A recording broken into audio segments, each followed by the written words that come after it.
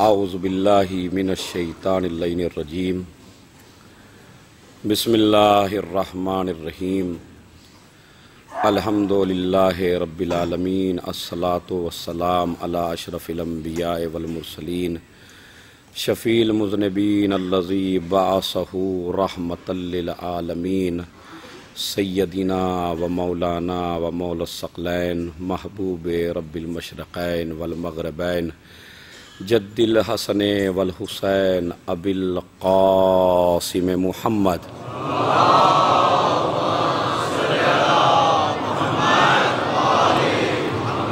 وعلی اہل بیتہ الطیبین الطاہرین المعصومین المظلومین الذین اذھب اللہ عنہم الرجس وطہرہم تطہیرا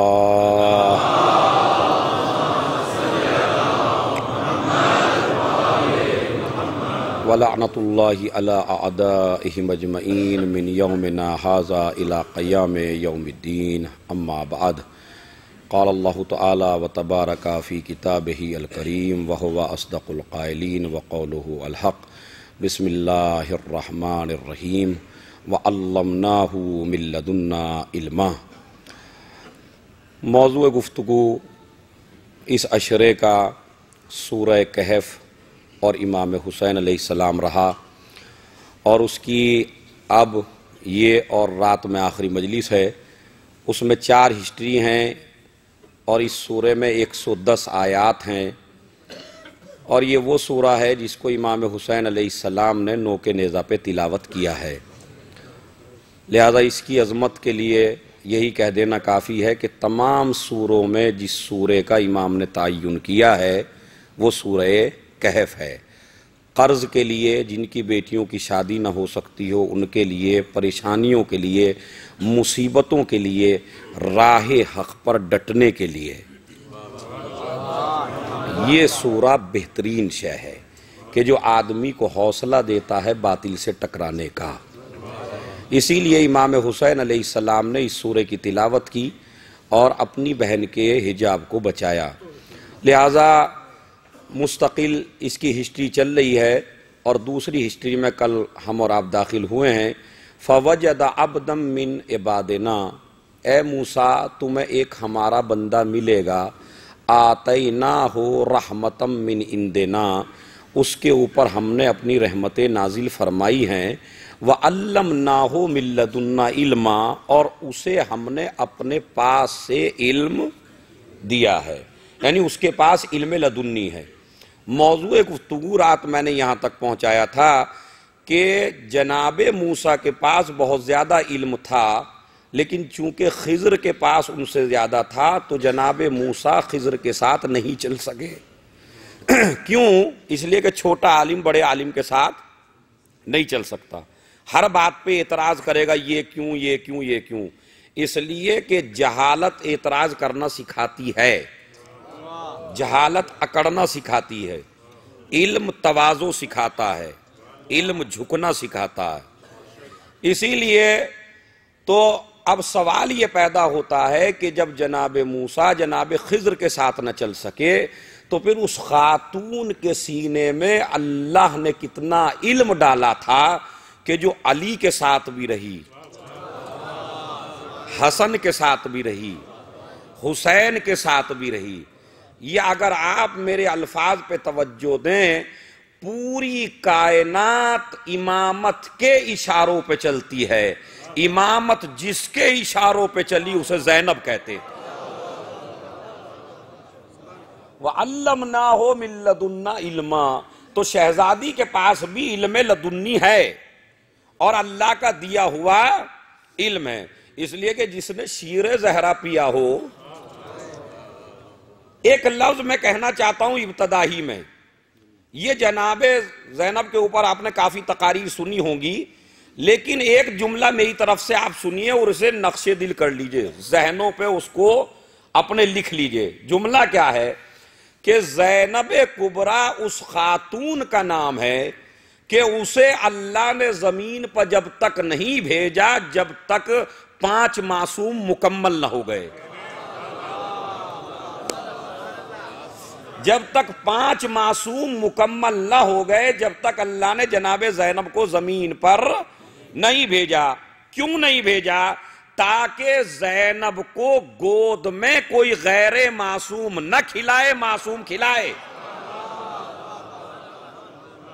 تو جس کو گود میں بھی معصوموں نے کھلایا ہو، مطلب رسول نے گود میں لیا، رسول معصوم، علی نے گود میں لیا، علی معصوم، حسن نے گود میں لیا، حسن معصوم، حسین نے گود میں لیا، حسین معصوم۔ اور روایت میں ہے کہ جب شہزادی جھولے میں لٹا دیا کرتی تھیں تو ان کے جھولے کو امام حسین جھلایا کرتے تھے۔ اب اس سے بڑا رتبہ میں کیا بتاؤں؟ جس کا جھولا جھلانے کے لیے ملک آئے عرش سے، اسے حسین کہتے ہیں، اور جو زینب کا جھولا جھلائے، حسین خود زینب کبریٰ کو جھولا جھلا رہے ہیں، کیونکہ شہزادی کی شخصیت ہی ایسی ہے۔ اسی لیے مجھے ہسٹری نہیں پڑھنی، چونکہ جناب زینب پہ میں یہاں پورا عشرہ پڑھ چکا ہوں، لیکن مجھے صرف آپ کو یہ بتانا ہے کہ کتنا علم تھا شہزادی کے سینے میں۔ اسی لیے رات کا موضوع میں نے یہاں روکا تھا کہ شہزادی نے کیا کہا، میرے لال گھبرانے کی ضرورت نہیں ہے۔ وَلَيَجْتَهِدَنَّ أَئِمَّةَ الْكُفْرِ، کفر کے امام، کافر، اس امت کے فرعون تیرے بابا کی قبر کا نشان مٹانے کی کوشش کریں گے، لیکن جتنا مٹائیں گے اتنا ہی بلند ہوتا چلا جائے گا۔ یہ کسی اور کی پیشین گوئی نہیں ہے، یہ جناب زینب کی پیشین گوئی ہے، یہ اس میں کامیاب ہونے والے نہیں ہیں۔ لہذا بھتیجے کو سمجھا کے لے جا رہی ہیں شہزادی، اور اسی علم کو دیکھے جو آپ نے زیارت پڑھی ہے۔ میں آپ کو یہ بتانا چاہتا ہوں کہ یہ جو مجلس عزا یہ کس نے قائم کی ہے؟ تو اسلام کی پہلی عزادار کون ہے؟ بی بی زینب۔ اور اسلام کا پہلا عزادار کون ہے؟ تو پھر قوم ہماری 2 حصوں میں کیوں بٹی؟ بات یہ ہے کہ عزاداری آج کے زمانے میں ممبر سے گفتگو کرنا مشکل ہو گیا، اس لیے کہ نیچے بیٹھنے والے پتہ نہیں کس کس نظریے کے مالک ہیں۔ کوئی کچھ بن گیا، کوئی کچھ بن گیا، کوئی کچھ بن گیا۔ یہ اتنی قیمتی قربانی حسین ابن علی نے اس لیے دی تھی کہ تم فرقوں میں بٹ جاؤ؟ خالی ذاکر کو چونکہ داد چاہیے، تو اس داد کی وجہ سے سارا مسئلہ بگڑ رہا ہے۔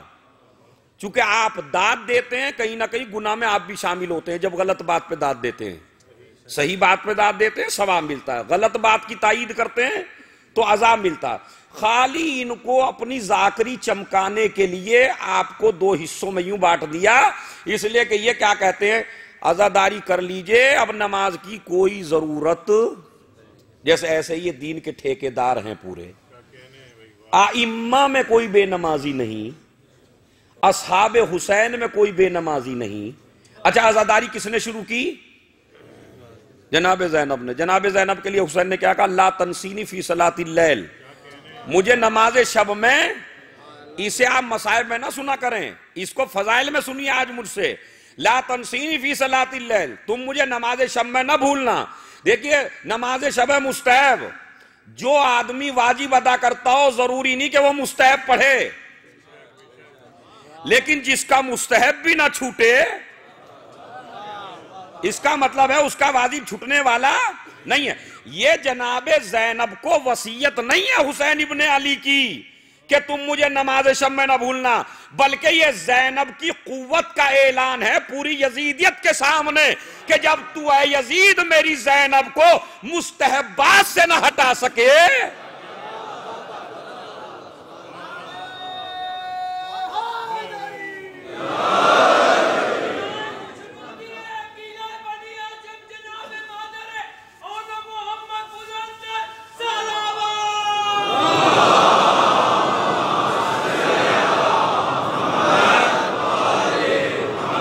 اربعین کا اتنا بڑا مجمع، میں ایک میسیج دینا چاہتا ہوں، اب بہکائے میں نہ آئیے گا کسی کے بھی، چاہے ممبر پہ بھی آئے، کیونکہ ضروری نہیں جو ممبر پہ آ رہا ہو وہ حسینی کا خطیب ہو۔ پہلے تو سب سے بڑا مسئلہ یہ ہے کہ ہم نے اس ممبر کو اتنا آسان بنا دیا، اتنا آسان بنا دیا کہ کوئی بھی آئے کہ بس ذکر کر رہا ہے. نہیں، ذکر نہیں کرنا. اس ممبر پہ آنے کے لیے اتنے ہی شرائط چاہیے خطیب کے اندر جتنے شرائط مصلی پہ جانے کے لیے چاہیے. جس طرح ہر کوئی مصلی پہ نہیں جا سکتا، اسی طرح ہر کوئی. اچھا، آپ نے مصلی کا تقدس تو باقی رکھا مگر ممبر کا تقدس باقی، اسی لیے ہم فرقوں میں بٹ گئے، جس کی مرضی میں جو چاہا.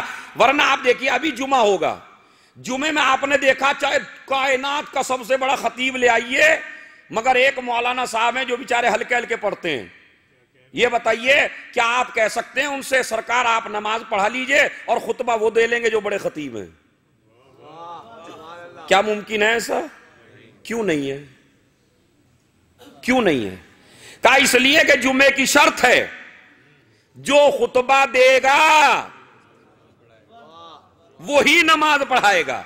تو یہ شریعت نے مسئلہ کس لیے رکھا تھا؟ یہ مسئلہ اس لیے رکھا تھا کہ دونوں جگہ کے لیے ایک آدمی چاہیے. یعنی جو ممبر کے لائق نہیں ہو وہ مصلی پہ آنا نہیں چاہیے، جو مصلی کے لائق نہ ہو وہ ممبر پہ آنا نہیں چاہیے.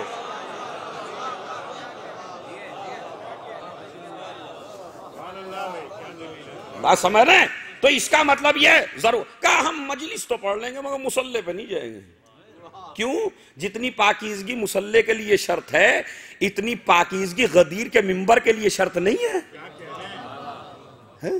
اتنی شرط ہے. لیکن یہ سوال ہوگا ہم سے عزیزو، اتنی بڑی قربانی حسین نے سب کچھ قربان کر دیا اور شیعہ پھر راہ راست پہ نہ آ سکے، کیا جواب دو گے امام کو؟ وہ کہہ رہا اس طرح نماز پڑھو، وہ کہتا یوں بڑھا کے پڑھو. پہلی تو بات یہ ہے کہ غدیر کے غلام ہو، تمہیں نماز میں گھٹانے بڑھانے کی اجازت نہیں ہے. نماز اپنی مرضی سے نہیں پڑھ سکتے، اپنی مرضی سے پڑھنا ہے تو غدیر چھوڑ کے کچھ اور مان لو. غدیر ماننے کا تقاضا ہے جیسی بتائی گئی ایسی پڑھو گے، ورنہ صبح کا جس کو بہت زیادہ دل لگے صبح کی میں وہ 3 نہیں پڑھ سکتا، وہ 4 نہیں پڑھ سکتا، وہ 5 نہیں پڑھ سکتا، وہ 1 بھی نہیں پڑھ سکتا. کیوں؟ اس لیے کہ اللہ نے کہا جتنا ہم نے معین کر دیا اس سے تمہیں بڑھانے کا کوئی حق نہ، گھٹانے کا حق ہے نہ بڑھانے کا ہے. اکا مسئلہ اچھا دیکھیں کتنے اشتباہات پیدا ہوتے ہیں. ارے کیا ولایت سے نماز باطل ہو جاتی ہے؟ پہلی تو بات سب سے بڑی جہالت ہے، ولایت کا مسئلہ ہے ہی نہیں. مجھے تو پہلے یہ سمجھا دیجئے کہ اللہم صلی علی محمد و آل محمد میں ولایت ہے یا نہیں؟ بھائی یہ جو درود ہے یہ کس کے اوپر ہے؟ یہ ایک کے اوپر نہیں ہے، یہ زہرا کی پوری اولاد پہ ہے. تو جب درود میں سب آ گئے تو الگ کی ضرورت نہیں ہے. اچھا دوسرا مسئلہ سن لیجئے، اللہ نے ولایت کو، یہ مسئلہ سمجھ لیجئے میری طرف سے، اللہ نے ولایت کو رکھا ہے روح کی مانند اور پورا اسلام ہے جسم کی مانند. بھائی اس سے بڑا بہترین طریقہ میں نہیں لا سکتا ہوں. یہ جو ولایت ہے یہ ہے روح اور پورا دین ہے جسم. مجھے یہ بتائیے کہ جسم میں اگر روح نہ ہو تو اس جسم کو کیا کہا جاتا ہے؟ مردہ کہا جاتا ہے نا. اسی طرح اگر پورا دین کسی کے پاس ہو اور اس میں ولایت نہ ہو تو یہ مردہ دین ہے، زندہ دین. چونکہ ولایت کے بغیر کوئی عمل قابل قبول نہیں ہے، منہ پہ مار دیے جاتے ہیں سارے اعمال اگر بغیر ولایت کے ہیں. اچھا جب یہ ولایت جسم میں روح کی طرح ہے تو مجھے آپ یہ بتائیے کہ آپ کے جسم میں روح آپ کو کہاں نظر آتی ہے؟ ہاتھوں میں روح ہے یا نہیں ہے؟ نظر آئی؟ یہاں روح ہے یا نہیں نظر آئی؟ نہیں. دیکھیں اللہ نے کیوں ظاہر نہیں کیا اس کو؟ ولایت کو ظاہر اس لیے نہیں کیا کسی بھی دین کے جز میں، اس لیے کہ ولایت روح ہے، اور روح جسم میں ہوتی ہے مگر جسم میں نظر نہیں آتی ہے، نہ ہاتھوں میں نظر آتی، نہ پیروں میں نظر آتی، نہ یہاں مگر ہے، اگر نکل جائے تو جسم مردہ ہے۔ تو ولایت بھی دین کے ہر، نماز میں بھی ہے، روزے میں بھی ہے، حج میں بھی ہے، زکوٰۃ میں بھی ہے، خمس میں بھی ہے، اٹھنے میں بھی ہے، بیٹھنے میں بھی ہے، سونے میں بھی ہے، جاگنے میں ہے۔ کسی سے ملو تو ولایت کی وجہ سے، کسی سے جھگڑا کرو تو ولایت کی وجہ سے، کسی سے دشمنی کرو تو ولایت کی وجہ سے، کسی سے دوستی کرو تو ولایت کی وجہ سے، کسی کو کچھ دو تو ولایت کی وجہ سے، کسی سے کچھ لو تو ولایت کی وجہ سے، یہاں سے اٹھو تو بھی ولایت، بیٹھو تو بھی ولایت۔ کیوں؟ اس لیے کہ ولایت روح ہے، جسم نہیں ہے۔ تو جب اللہ نے اسے روح کی طرح رکھا، اگر نماز بغیر عقیدہ ولایت کے پڑھی تو نماز قبول، تو آپ نماز ہی کو کیوں لا رہے ہیں بھائی؟ حج بھی ہے، روزہ بھی ہے، زکوٰۃ بھی ہے، خمس بھی ہے، ہر چیز میں ولایت ہے، مگر ولایت کو اسی طرح رکھنا جیسے اللہ نے رکھا۔ کہیں ایسا تو نہیں کہ ہم نماز میں بڑھا کے اللہ کو کہہ رہے ہیں تجھے طریقہ نہیں آتا تھا نماز کا، اسی وجہ سے میرے مولا نے سب سے بڑی سزا اسی کو دی جس نے علی کو خدا کہا تھا۔ پڑھ لیجئے پوری تاریخ، سب سے بڑی سزا علی نے دی نصیری کو، آگ میں جلا دیا۔ مولا اسے کیوں آگ میں جلا دیا آپ نے؟ یہ تو آپ کا چاہنے والا ہے، آپ کا ماننے والا ہے۔ کہا نہیں، جو میرے خدا کا نہیں ہے وہ میرا بھی نہیں ہے۔ اللہ نے کہا علی اگر تو نے اپنا یہ فیصلہ کر لیا تو میں بھی اپنا فیصلہ کر رہا ہوں، تو دنیا میں میرے دشمن کو جلا، میں آخرت میں تیرے دشمن کو جلاؤں گا۔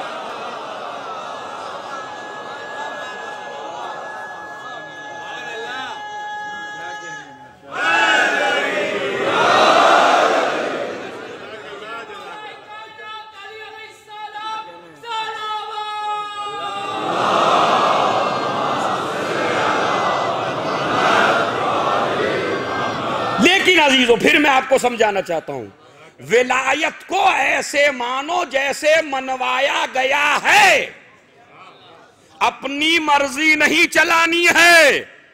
اگر تمہیں آزاد چھوڑنا ہوتا تو فاطمہ کے لال کو پردہ غیب میں نہ زندہ رکھا جاتا۔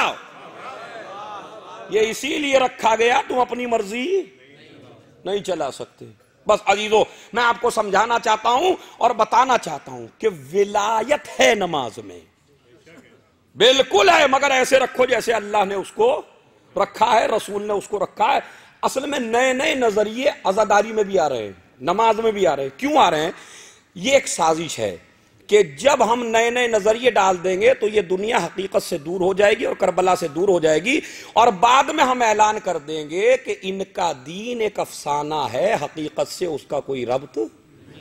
کیوں؟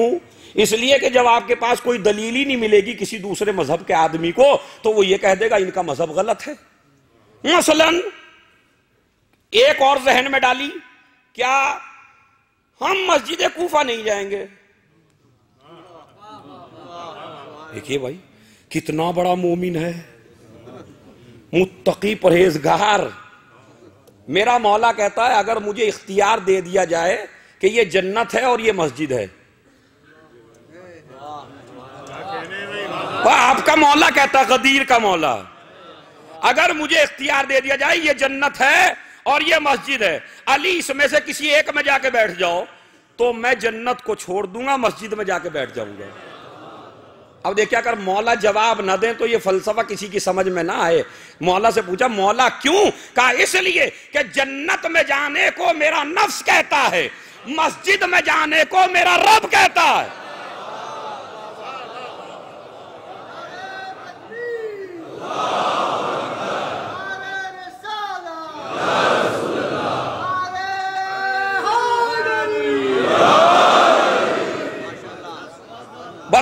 اور پھر ہماری قوم یہ کہے میں مسجد کوفہ نہیں جاتا. مسجد کوفہ جس کی فضیلتیں بھی اپنی جگہ.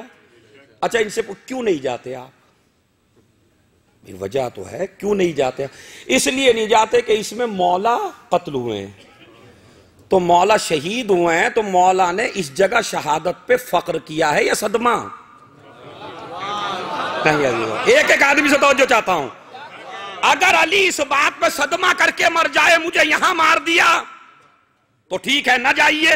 لیکن اگر علی کہیں کہ مجھ سے بڑا انسان کوئی نہیں ہے، میں آیا بھی خدا کے گھر میں تھا،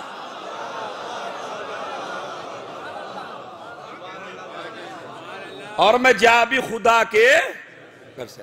اچھا چلیے، امام حسن علیہ السلام زیادہ چاہتے ہیں مولا علی کو یا آپ ہیں؟ تو پھر اگر مسجد کوفہ اتنی بری جگہ تھی تو پھر امام حسن کو اس میں نماز نہیں پڑھانی چاہیے؟ نہیں بھائی، دیکھیے باپ ہے نا، تو آپ نماز کیوں پڑھا رہے ہیں؟ نماز مستقل پڑھاتے رہے، جمعے مستقل پڑھاتے رہے. کیوں پڑھا رہے ہیں؟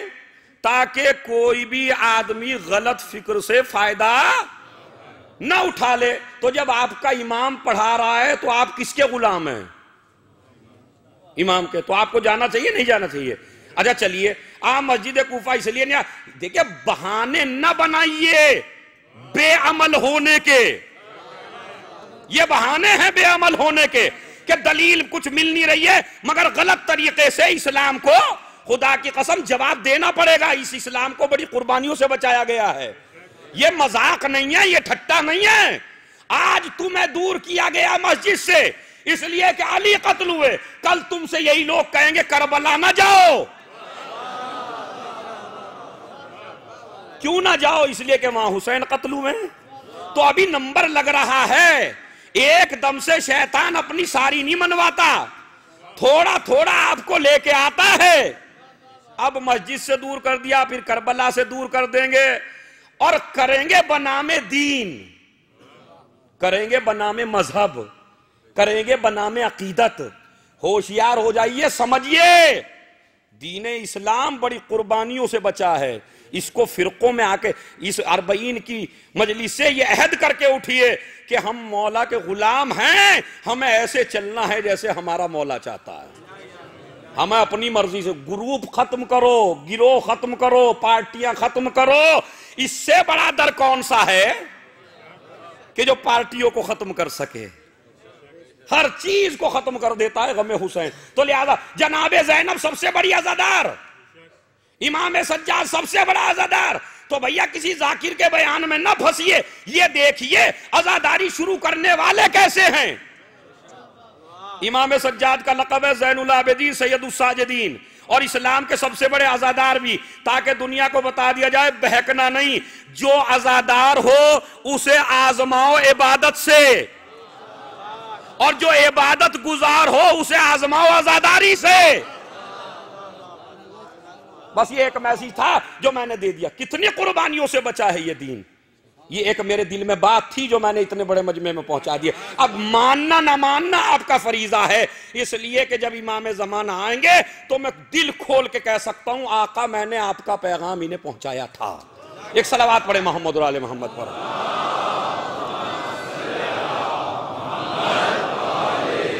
اپنی مرضی سے کچھ نہیں کرنا ہے، بڑی قربانیاں ہیں. یہ میرے لال، یہ تیرے باپ کی قبر کو مٹانا چاہیں گے مگر مٹا نہیں سکیں گے، ان میں اتنی ہمت نہیں ہے. اس کے بعد علی کی بیٹی کربلا سے چلی اور کوفے میں آ گئے. کوفہ یہ وہی جگہ ہے جہاں پہ شہزادی 4000 خواتین کی کلاس لیتی تھی. مصائب نہیں ہے، ہسٹری سنا رہا ہوں آپ کو تھوڑی سی مختصر سی اجمالاً. 4000 عورتیں کلاس میں آتی تھی شہزادی کی، اور مولا علی کبھی کبھی سنتے تھے بیٹھ کے اور کہتے تھے میری لالی تجھے کس نے بتایا؟ کہ میری ماں مجھے سب بتا کے گئی. بات سمجھ لیں؟ یعنی اتنی عظیم عالمہ ہے زینب کبریٰ. اس کے بعد دیکھیے امامت کو کیسے بچا رہی ہیں. اگر سجاد کوفے میں بولیں، اگر سجاد کوفے میں بولیں تو قتل کر دیے جائیں گے.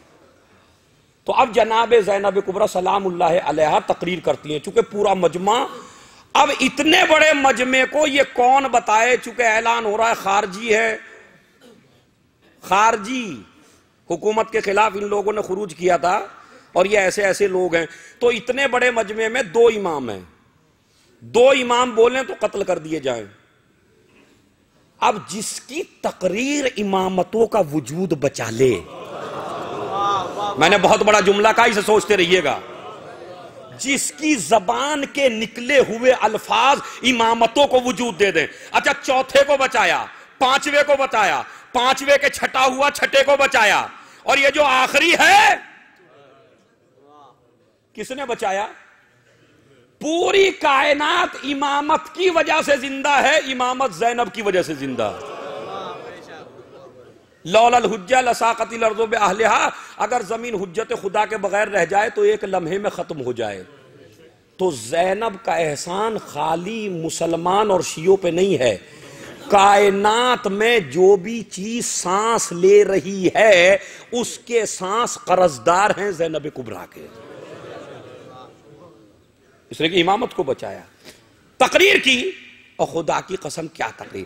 اچھا، ادھر اونٹوں کے گلے میں گھنٹیوں کی آواز کافی، چونکہ اونٹ گردن ہلا رہے ہیں اور گھنٹیوں کی آواز پورے کوفے میں گونج رہی ہے، شور مچ رہا ہے رونے کا، اور ادھر سے ان کی آرمی کی، ان کی فوج کی کوشش یہ ہے کسی طرح آل محمد ذرا سا بھی بولنے نہ پائیں تاکہ ہماری پول نہ کھلے۔ ایسے ماحول میں دیکھیں طاقت دکھائی شہزادی نے۔ علماء لکھتے ہیں فَأَوْمَعَتْ، چونکہ اتنا شور تھا، اب زینب سمجھائے کیسے کہ ہم کون ہیں؟ فَأَوْمَعَتْ إِلَى النَّاسِ أَنِ اسْكُتُوا فَارْتَدَّتِ الْأَنْفَاسُ وَسَكَنَتِ الْأَجْرَاسُ۔ علامہ قزوینی لکھتے ہیں زینب نے ایک اشارہ کیا مجمع کی طرف، اس اشارے سے 3 اثر ہوئے، سارے انسان خاموش، سارے حیوان خاموش، حد یہ ہے کہ گھنٹیاں ہل رہی تھیں مگر آواز نہیں آ رہی تھی۔ ایک اشارہ، ایک، کس کا اشارہ یہ ہے؟ اب میں ایک جملہ کہوں، چونکہ مصائب میں انشاءاللہ خوب رلاؤں گا، لیکن ایک جملہ سنا دوں، شہزادی کا اشارہ نہیں ہے، یہ ذوالفقار ہے جو علی کے ہاتھ میں ہے۔ ایک اشارے سے 3۔ اچھا، حکومت کیا بتائی؟ چلیے، انسان ایسا لگ رہا ہے جیسے ان کے گلوں میں آواز ہی نہیں رہی، حیوان بالکل چپ، یہ جمادات گھنٹیاں یہ خاموش۔ جناب زینب نے ایک اشارے سے پوری کائنات پہ کنٹرول کر کے بتایا، ارے اگر میرے بابا کی ولایت کو سمجھنا ہے تو پہلے زینب کی ولایت کو سمجھو۔ جس کی زینب کا کائنات پہ اتنا کنٹرول ہے اس کے باپ کا کتنا کنٹرول ہوگا۔ چپ ہو گئے سب کچھ، گھنٹیاں خاموش، حیوانات خاموش، انسان خاموش۔ اس کے بعد شہزادی نے کہا جب سب خاموش ہو گئے، الحمدللہ رب العالمین والصلاة والسلام علی ابی محمد وآلہ الطیبین الطاہرین۔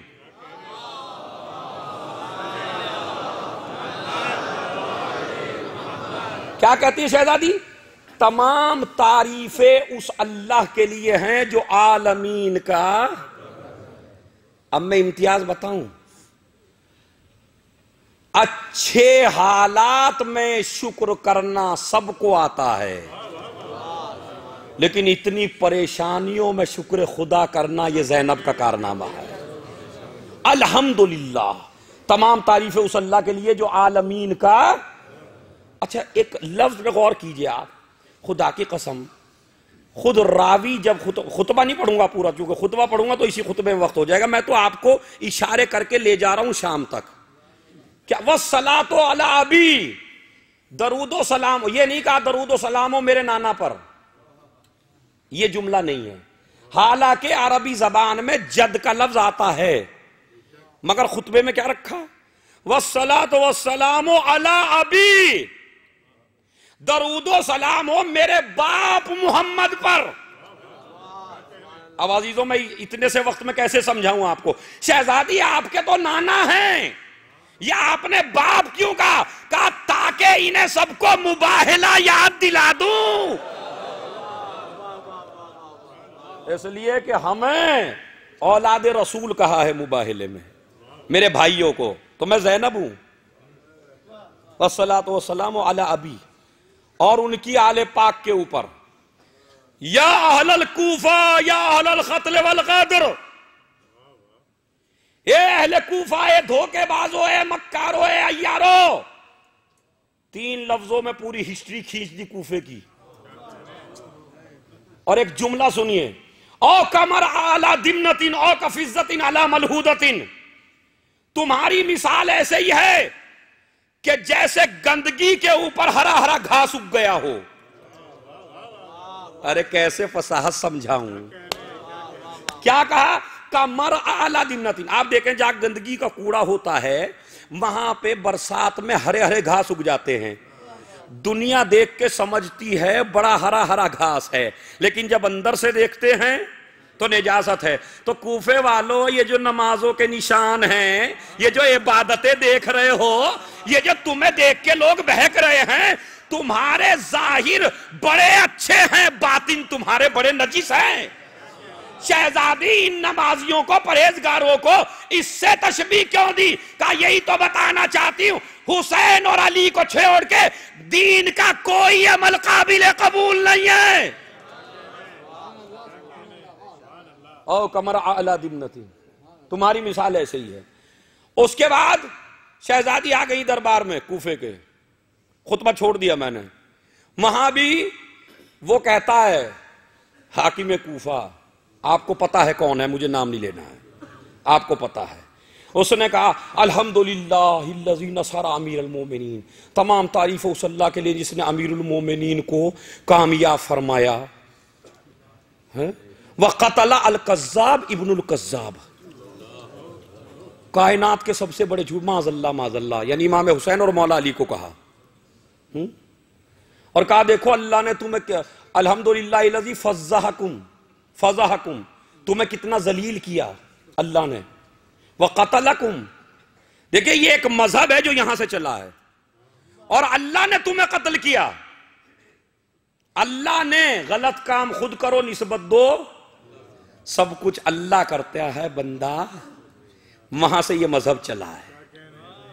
میں نے ایک پوری ہسٹری آپ کو جملے میں بتا دی، سب کچھ بندہ کچھ نہیں کرتا، سب کچھ خدا کرتا ہے، اسی لیے بہلول دانا نے ڈھیلا مار کے سمجھا دیا تھا کہ بھائی اگر اللہ ہی کرتا ہے تو ڈھیلا میں نے نہیں مارا۔ اور مجھے مرحوم ایک خطیب ہیں پاکستان کے، ان کا بڑا اچھا جملہ ایک مجھے یاد آیا، مجھے اس پہ کلپ پہ سنا، انہوں نے کہا جب ہر چیز اللہ ہی کی مرضی سے ہوتی ہے تو پھر یہ تعزیہ بھی اللہ کی مرضی سے اٹھ رہا ہے، یہ علم بھی اللہ کی مرضی سے اٹھ رہا ہے، تو پریشانی کی پھر کے بعد الحمدللہ تمام تعریف اس اللہ کے لیے جس نے تمہیں قتل کیا، تمہیں ذلیل کیا۔ یہاں بھی شہزادی بولی الحمدللہ الذی اکرمنا بنبیہ، تمام تعریفیں اس اللہ کے لیے جس نے ہمیں وہ عزت دی جو کسی کو نہیں دی، اس لیے کہ اللہ نے نبی کسی خاندان میں نہیں بھیجا، نبی ہمارے میں بھیجا ہے، وَطَهَّرْنَا مِنَ الرِّجْسِ تَطْهِيرًا، اور ہمیں ہر رجس سے پاک رکھا ہے۔ ذلیل وہ ہوتا ہے جو فاسق ہو، ہم تو وہ بندے ہیں جنہیں اللہ نے پاک کیا۔ یہ کہنے لگا حاکم کون ہے جس کی اتنی جرت ہے کہ جو بول، کسی نے کہا یہ علی کی بیٹی بول رہی ہے۔ اب سمجھے زینب کو کیوں لائے تھے حسین،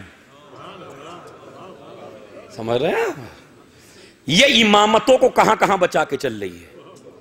اس کے بعد کہا یہ کون ہے، کہا یہ ہیں علی ابن الحسین، تو کہتا ہے کیا اللہ نے علی کو قتل نہیں کیا؟ تو امام فرماتے ہیں نہیں، لوگوں نے، اللہ نے نہیں۔ کہا کیا تمہارے اندر جرت ہے جو میرے خلاف بول سکے؟ تلوار دینے کا حکم دیا، اس کو قتل کر دو۔ وہاں بھی زینب کبریٰ آگے آ گئی، میں اپنے بھتیجے کو قتل، اگر قتل کرنا ہے تو پہلے مجھے قتل کرو۔ شام غریبہ میں بچایا، کوفے کے بازار میں بچایا، کوفے کے دربار میں بچایا۔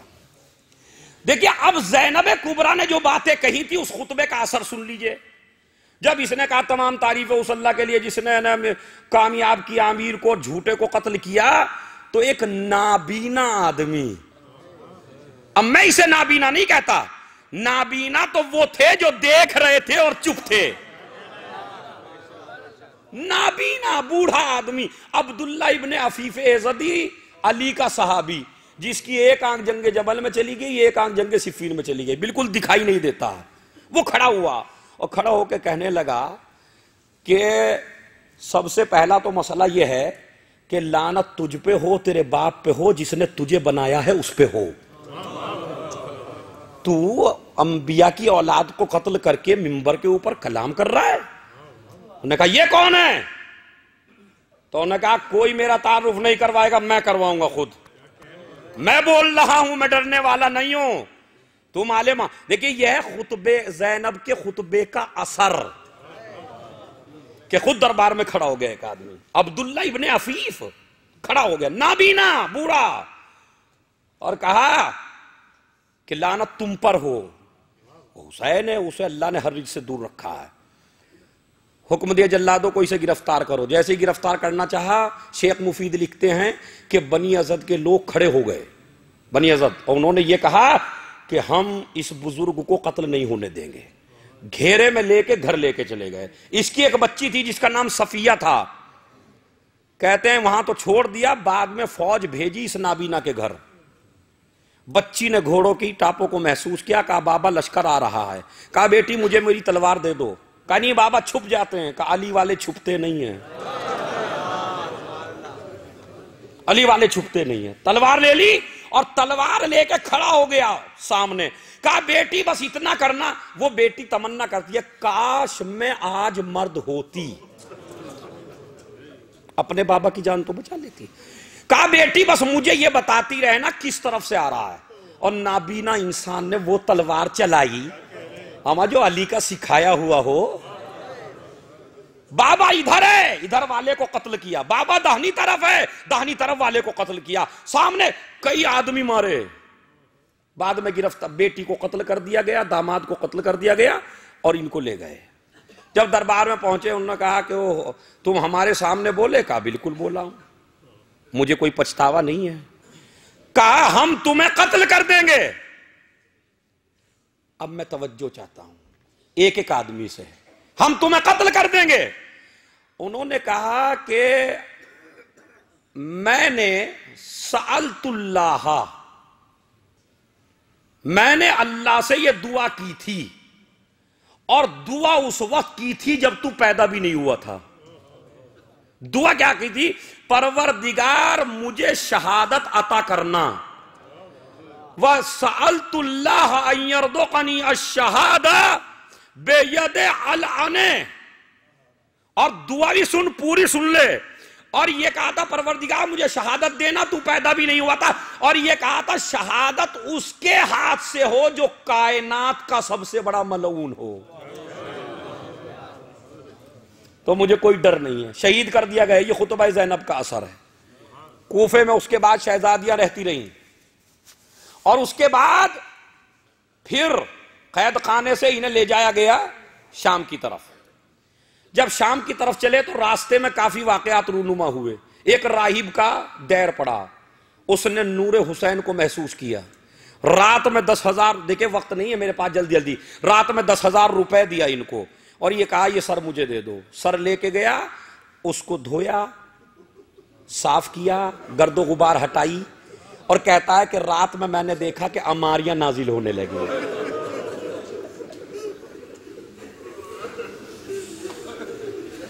صحیح، اماریاں نازل ہونے لگی۔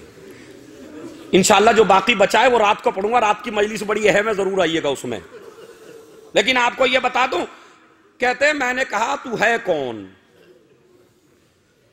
کہا یہ حسین ہے۔ پورا چھوڑ دیا میں نے، کیونکہ گریا مجھے اپنے مقام پہ کرانا، وہ دے دیا، سر لے کے پھر چلے گئے۔ ایسے ہی چلتے چلتے شام آ گیا۔ شام میں دربار یزید آ گیا۔ دربار یزید میں سفیر روم آیا ہوا تھا، چونکہ پوری لوگوں کو بلایا گیا تھا باقی ہسٹری میں کہہ رہا ہوں میں نے چھوڑ دی چونکہ وقت نہیں رہا، رات کو میں پڑھوں گا انشاءاللہ تھوڑی تفصیل سے، تاکہ 40 آپ کی سمجھ میں آئے سفر امام کس طرح گزرا ان لوگوں کے اوپر۔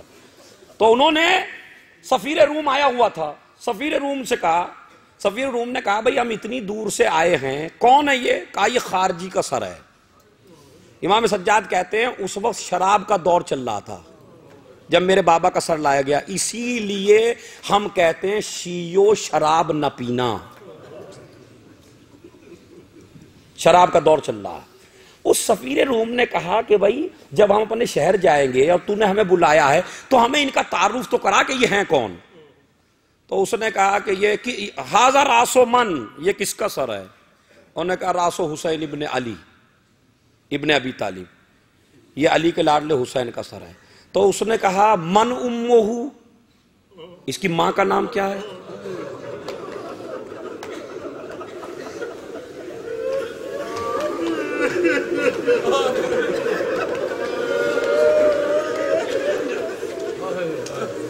اس کی ماں کا نام کیا ہے؟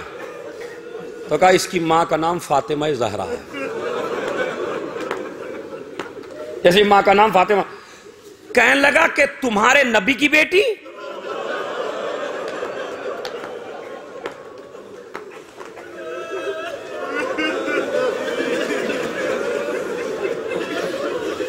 تمہارے نبی کی بیٹی؟ انہوں نے کہا ہاں ہمارے نبی کی بیٹی۔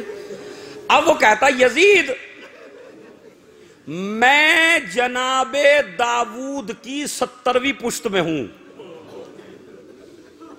اور آج جب میں چلتا ہوں تو نصرانی میرے قدموں کی مٹی اٹھا کے اپنی آنکھوں سے لگاتے ہیں۔ افن لکا ولدینک، تجھ پہ بھی لعنت ہو، تیرے دین پہ بھی لعنت ہو، تمہارے دین سے بہتر تو میرا دین ہے۔ یزید کہتا کیوں؟ کہا اس لیے کہ 70 پشتوں کا فاصلہ ہونے کے باوجود اتنا میرا احترام، اور تمہارے درمیان کوئی فاصلہ ہی نہیں ہے، ابھی کتنے دن گزرے ہیں۔ اب سنو، اس کے بعد کہتا ہے کہ اور سن ہمارے مذہب کی بات سن، ہمارے مذہب میں ہمارے لوگوں کو گمان ہے، لفظ ہے اس میں گمان کا، گمان ہے کہ جناب عیسیٰ جس سواری پہ سوار ہوتے اس کے قدموں کے نشان ہیں۔ ہم نے وہاں ایسا کنیسہ بنایا اور کائنات کے ہیرے جواہرات سب سے قیمتی اس میں اس کو محفوظ کیا، اس کے چاروں طرف ہیرے لگائے، اور ہر سال اس کی زیارت کرتے ہیں جا کے۔ کس کو؟ سواری کے قدم کو، وہ گدھا جس کے اوپر جناب عیسیٰ سوار ہوتے تھے۔ ہمیں گمان ہے کہ جیسے ان کے قدم کا نشان ہے یہ ان کی سواری کے، تو اس کی اتنی تعظیم کی جاتی ہے، اتنا جھکتے ہیں، اس کو چومتے ہیں، ہماری حاجتیں پوری ہوتی ہیں۔ اور تم نے اپنے نبی کے نواسے کو قتل کر دیا۔ ایک مرتبہ جلاد کو حکم دیا اسے قتل کرو، جلاد آگے بڑھا، اس نے کہا ٹھیک ہے مجھے قتل ہونے سے کوئی مسئلہ نہیں ہے، لیکن ایک مسئلہ سن لو، رات میں جب سویا تو میں نے رات خواب میں تمہارے نبی کو دیکھا، اور تمہارا نبی کہہ رہا تھا تجھے جنت مبارک ہو۔ میرے دل میں یہ آیا، میں تو اس کو مانتا بھی نہیں ہوں، لیکن اب مجھے یقین ہو گیا، حسین کے سر کو دیکھا، آپ گواہ رہنا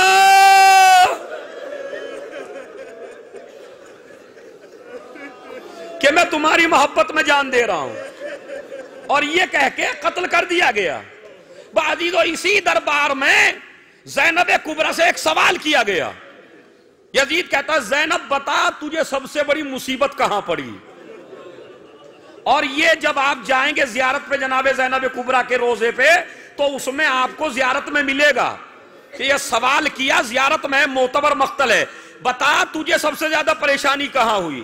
اب یزید سوچا تھا کربلا کا، کوفے کا، یہاں کا بتائے گی، نہ زینب نے حسین کی شہادت بتائی، نہ عباس کی شہادت بتائی، نہیں کہتی ہیں وَلَئِن جَرَّتْ عَلَيَّ الدَّوَاهِي مُخَاطِبَتَكَ، یزید سب سے بڑی مصیبت میرے پہ پڑی، کہاں تیرا نجس دربار اور کہاں علی کی بیٹی؟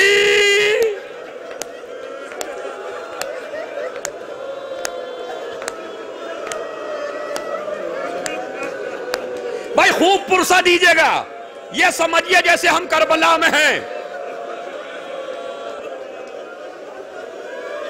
زندان شام میں ہیں آل محمد۔ ہند نے خواب دیکھا، بالکل 40 کے مصائب پڑھنے شروع کر دیے۔ ہند نے خواب دیکھا، اور خواب دیکھیے کیا ہے کہ جیسے میرے صحن میں کچھ اماریاں اتری، اور ان اماریوں میں سے کچھ بیبیاں اتری، اور ان بیبیوں میں بیچ میں ایک بیوی ہے کہ جس سے کچھ سنبھلا نہیں جا رہا ہے، اسے بیبیوں نے سنبھال رکھا ہے، اور اس نے میری طرف متوجہ ہو کے کہا میرے حسین نے تیرا کیا بگاڑا تھا؟ ارے میں نے پوچھا یہ بی بی کون ہے؟ اس نے دوبارہ کہا میرے حسین نے تیرا کیا بگاڑا تھا؟ کہا تم نے اسے پکڑ کیوں رکھا ہے؟ کہا یہ حسین کی ماں۔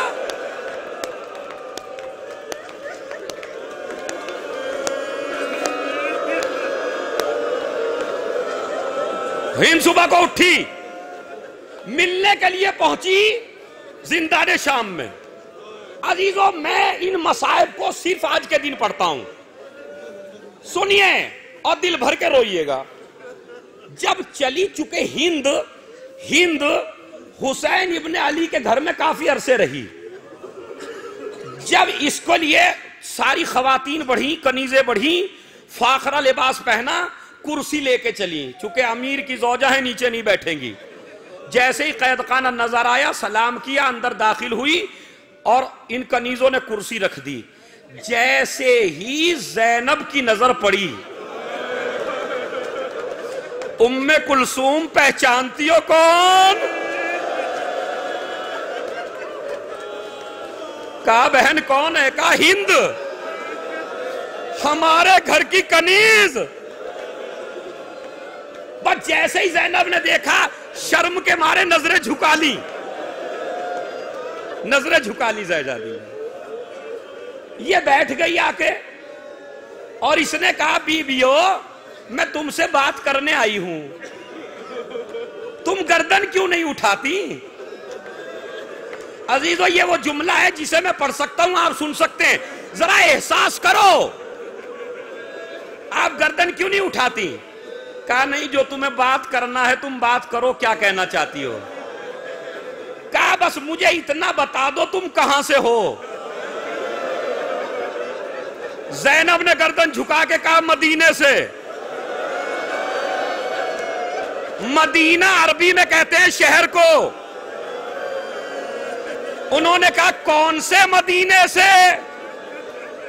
زینب نے کہا مدینہ تو رسول اللہ، رسول کے۔ جیسے ہی رسول کے مدینے کا نام سنا، کرسی کو ہٹا دیا، زمین پہ بیٹھ گئی۔ زینب نے کہا کیا ہوا؟ کہا جو اس مدینے کا ہو اس کے سامنے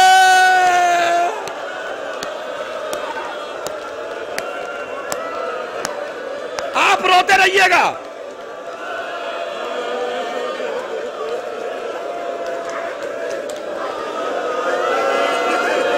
آپ میری طرف دیکھیے، روتے رہیے بس۔ جو اس مدینے کا ہو میں اس کے سامنے کرسی پہ نہیں بیٹھ سکتی۔ ایک مرتبہ کہا اس مدینے میں کہاں سے ہو؟ کہا محلہ بنی ہاشم سے۔ کہا پھر تو زینب کو جانتی ہوگی، نقاب کو الٹا،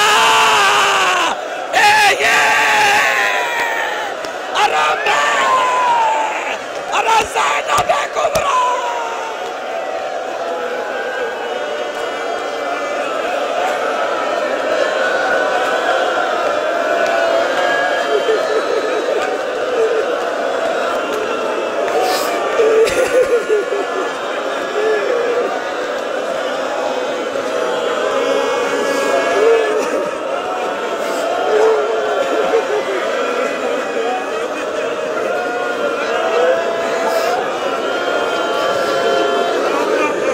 زینب کبریٰ ہوں۔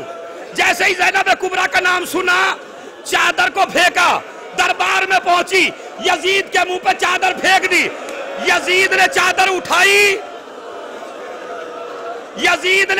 اٹھائی، اٹھانے کے بعد کہا شریف زادیاں ننگے سر نہیں رہتی. ہند کہتی ہے ارے یزید، ارے جب زینب کا پردہ نہ رہا.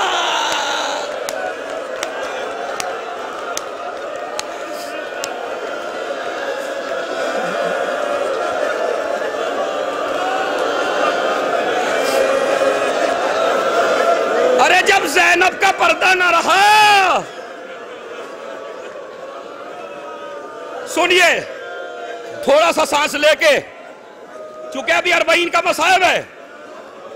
کیا کہتی ہے؟ جب زینب کا پردہ نہ رہا میرے پردے کا کیا ہوگا؟ اے یزید انہیں رہا کر دے. رہائی کا حکم ملا، سجاد کو بلایا. سجاد ہم نے تمہیں رہا کر دیا. ایک مرتبہ سجاد کہتے ہیں میں اپنی پھوپھی سے پوچھ لوں. زینب کے قریب آئے، پھوپھی اماں، اے پھوپھی اماں، ارے ہمیں رہائی مل گئی. زینب نے کہا بھائی بیٹا ابھی نہیں جائیں گے، پہلے 3 دن مجلس کریں گے، اپنے بھائی کا ماتم کروں گی. یزید سے کہہ دے ایک مکان خالی کرا دے. مکان خالی ہوا، سجاد کو بٹھایا. ارے میرے ارے پرسا لے لے.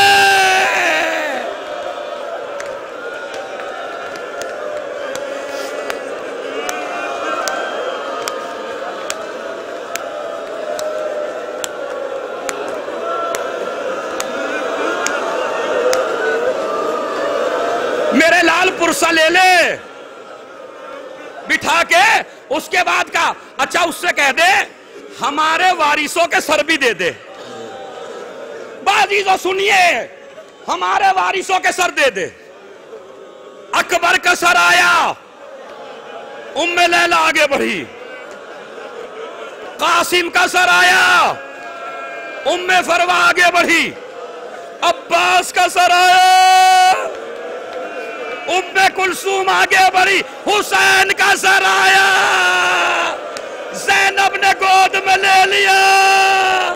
ارے میرے بھائی،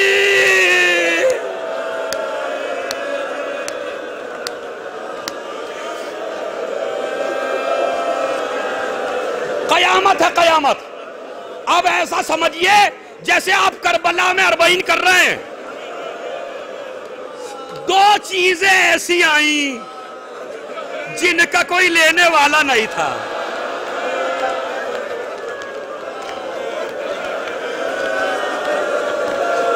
چیزیں ایسی آئیں جن کا کوئی لینے والا نہیں تھا.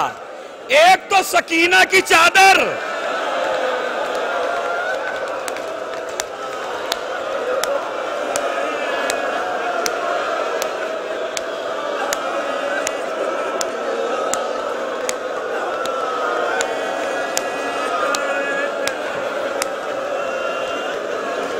ایک سکینہ کی چادر. اور سنیے 2 سر اور تھے جن کا کوئی لینے والا نہیں ہے. اب مجھے نہیں پتا کون مرے گا کون جیے گا. ایک بوڑھی عورت نے کہا کیا ان کی ماں مر گئی؟ ارے زینب رو کے کہتی ہے اے بی بی، ارے میں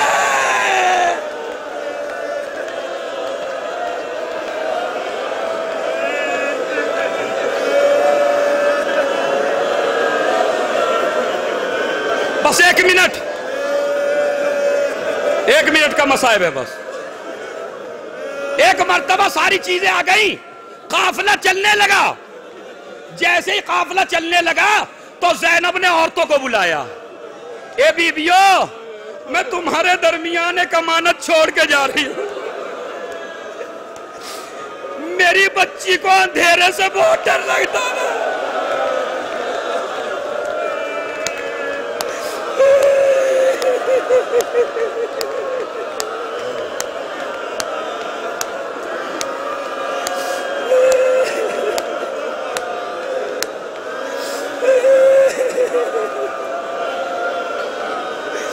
ارے کیسے پڑھوں، ختم ہو گیا. میری بچی کو اندھیرے سے بڑا ڈر لگتا تھا، تم اس کی قبر پہ چراغ جلا دیا کرنا. سب آ گئے، رباب نہیں آئی۔ زینب نے کہا سجاد رباب نظر نہیں آتی، کہا چلو قید خانے میں دیکھتے ہیں۔ کیا دیکھا؟ قبر سکینہ پہ رباب بیٹھی ہے، چادر ڈالے ہوئے، ارے میری بچی چلو مدینہ جا رہے، ارے روز پوچھتی تھی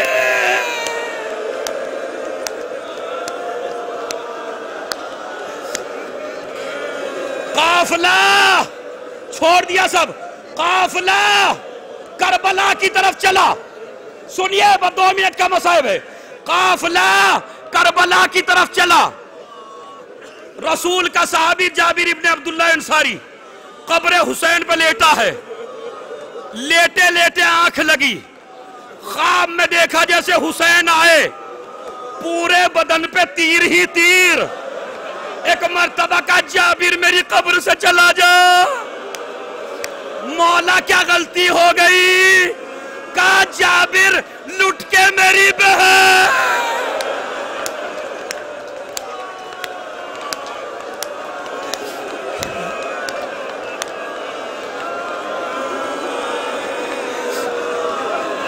بس ایک منٹ سنیے بس۔ اے جابر، اور باقی مصائب رات میں، اے جابر لٹ کے میری بہن آ رہی ہے۔ جابر کھجور کے درخت کے پیچھے کھڑا ہو گیا۔ ایک مرتبہ اس کا غلام دیکھتا کیا ہو رہا ہے، کہا کچھ فوج آ رہی ہے۔ اس کے پوچھے اماریاں ہیں، اماریوں میں کچھ بیویاں پردے کے ساتھ ہیں۔ کہتے جیسے ہی کربلا میں داخل ہوئے تو زینب اتری نہیں، اپنے کو اونٹ سے گرایا اور ایسے چلتے ہوئے بھائی کی قبر پر، اے بھیا ارے زینب آئی ہے۔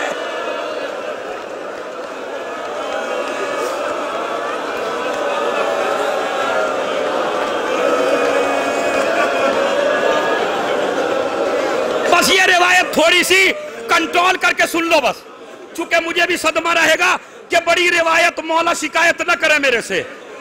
بین کیے، وہ بین رات کو سناؤں گا جو زینب نے کیے۔ حسین کی قبر پہ رو چکی، رو کے کہتی ہے سجاد، اے سجاد اس بھائی کو تو رو چکی، مجھے میرے غازی کی قبر پہ لے کے چل۔ سجاد نے ہاتھ پکڑا، فرات پر لائے،